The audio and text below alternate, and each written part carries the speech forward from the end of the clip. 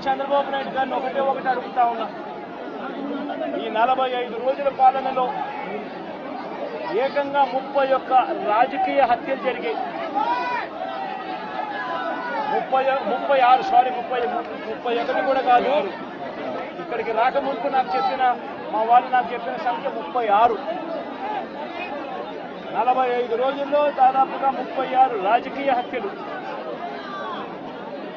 300కు పైగా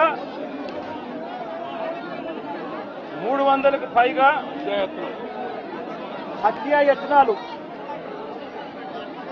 300కు పైగా హత్యాయత్నాలు.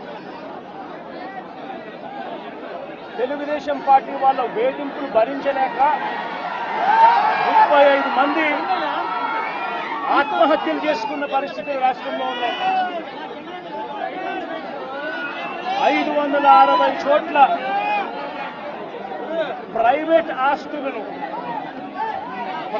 ఆస్తులను ధ్వంసం చేశారు. ఇంట్లో చొరబడుతున్నారు, ఆస్తులను ధ్వంసం చేస్తా ఉన్నారు, షాపులను కాల్చేస్తా ఉన్నారు. వైఎస్ఆర్సీపీ సానుభూతి పరుల చీనీ చెట్లను నరికేస్తా ఉన్నారు. ఇటువంటి ప్రైవేట్ ఆస్తులు 560 చోట్ల ప్రైవేట్ ఆస్తులను ధ్వంసం చేశారు. 490 చోట్ల ప్రభుత్వ ఆస్తులను ధ్వంసం చేశారు. 490 చోట్ల ప్రభుత్వ ఆస్తులను ధ్వంసం చేశారు.